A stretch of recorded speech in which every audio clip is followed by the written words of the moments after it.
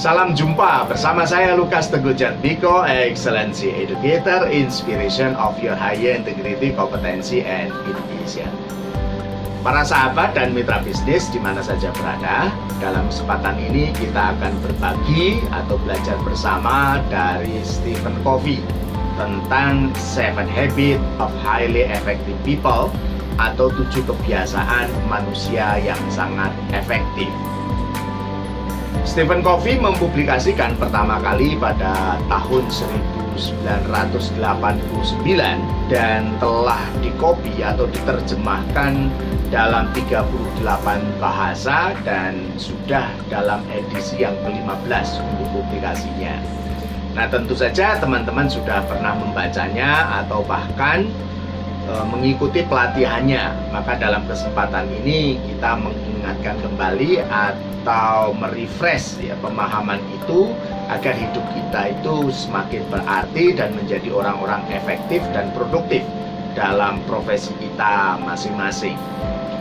Nah, 7 Habits yang disebut di dalam bukunya Stephen Covey itu yang pertama adalah be proaktif. Yang kedua adalah begin with the end in mind. Yang ketiga adalah put first thing first. Yang keempat, think win-win. Yang kelima, seek first to understand, then to be understood. Yang keenam adalah synergize. Yang ketujuh, sharpen the saw. Itu adalah 7 Habits yang ditulis oleh Stephen Covey. Lalu maksudnya apa dari masing-masing hal itu? Secara garis besar atau intisari demikian. Pada poin pertama menjadi proaktif. Nah, proaktif ini berarti seseorang mengambil inisiatif, mengambil tanggung jawab beserta dengan konsekuensinya. Dan ini menjadi sebuah prinsip bahwa orang mau terlibat, orang mau ambil bagian atau ambil peran, maka apa yang ia lihat itu menjadi stimulus untuk orang bisa mengambil peran atau tanggung jawab atau memberi kontribusi. Lalu yang kedua adalah kebiasaan mulailah dari akhir di dalam pemikiran. Nah, ini tentu saja menantang seseorang atau mengajak kita semua untuk menemukan diri sendiri serta mengklarifikasi nilai-nilai karakter yang berorientasi pada visi dan misi.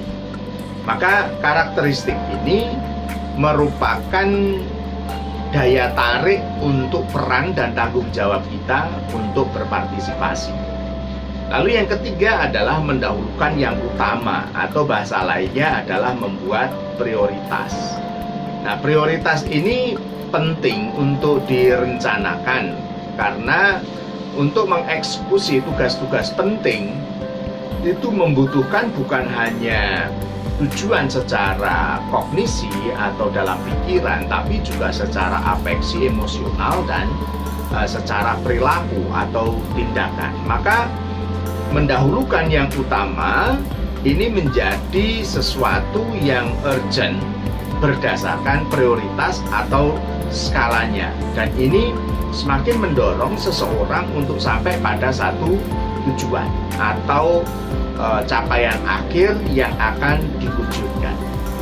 Lalu yang keempat adalah berpikir menang-menang atau dalam hal ini ada satu kerjasama yang saling menguntungkan yang bersifat simbiosis. Biasanya orang di dalam bekerja sama menang kalah, tetapi ini diajarkan bahwa benar-benar kita berusaha itu untuk saling memenangkan. Jadi berpartisipasi, berkolaborasi, dan memberikan keuntungan kepada masing-masing pihak. Ini menjadi satu hal yang sangat menarik. Maka kalau dalam hubungan kita itu saling menguntungkan, di sana ada nilai sebagai values dan juga ada penghormatan atau menghormati orang lain dengan memahami bahwa masing-masing itu mempunyai kemenangan atau mempunyai keuntungan yang bisa dikontribusikan satu terhadap yang lain.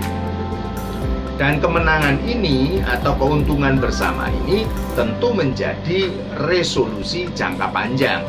Ya, dan tentu saja hal ini sangat diharapkan dalam sebuah kerjasama. Kemudian yang kelima adalah berusaha untuk mengerti orang lain dahulu, baru kemudian dimengerti. Nah, egoisme kita seringkali kita itu pengen dimengerti lebih dulu, baru memahami atau mengerti orang lain. Tetapi di dalam Seven Habits ini kita diajarkan untuk memahami orang lain terlebih dahulu, baru kemudian kita bisa dipahami. Nah, dengan prinsip ini maka kita akan menggunakan cara memperhatikan lewat mendengarkan. Nah, disitulah ada empatik agar orang itu merasa dihargai keberadaannya. Dan ini akan mendorong orang untuk merespon balik atau memberi perhatian juga kepada kita. Kenapa? Karena kita begitu peduli, karena kita begitu berempatik, memiliki simpatik, dan tentu saja dengan kemampuan mau mendengarkan, kita akan mempunyai performa yang terbaik.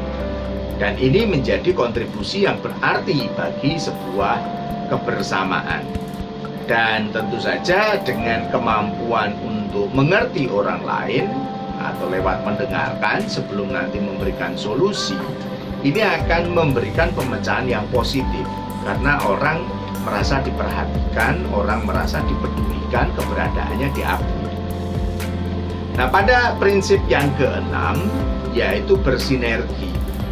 Ya, dalam keterampilan abad 21, bersinergi, berkolaborasi, bekerja sama, berpikir kritis, ini menjadi satu kompetensi yang dianjurkan atau yang dipersyaratkan dalam sebuah inovasi atau di dalam menemukan solusi-solusi terbaru atau improvement dan progress. Nah, di dalam sinergi ini kita menggabungkan bukan hanya satu kekuatan, tapi berbagai macam kekuatan yang dimiliki oleh diri kita dan mitra-mitra kita menjadi sebuah tim kerjasama yang positif. Nah, sehingga tujuan itu tidak ada atau tidak hanya untuk satu orang, tetapi tujuan itu bisa dicapai secara bersama-sama sebagai tim. Sehingga tujuannya itu bukan tujuan saya, tetapi tujuan kita. Nah, dengan mendapatkan performa yang terbaik, yaitu dengan cara bersinergi, maka kontribusi secara bersama-sama itu menjadi kekuatan dan menjadi lebih berarti. Sehingga pemodelan kepemimpinan inspirasional akan sangat mendukung di dalam prinsip bersinergi.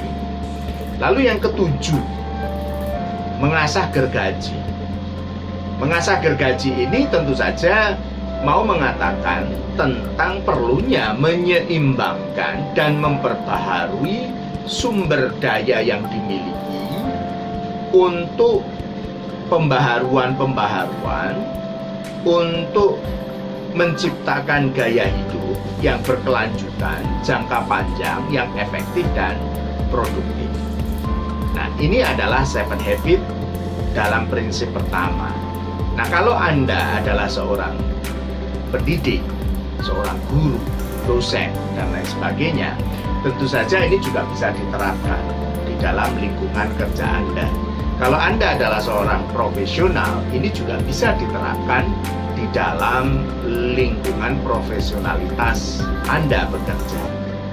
Nah, tentu saja untuk mengaplikasikan itu, kita harus melihat situasi, kondisi, sehingga Seven Habits ini menjadi aktual dan kontekstual, dan tentu saja akan menjadi kompetensi Anda. Ikuti sesi berikutnya bagaimana Seven Habits ini diberlakukan di dunia pendidikan atau di perusahaan tempat Anda bekerja, atau bisa diadaptasikan di dalam kehidupan sehari-hari.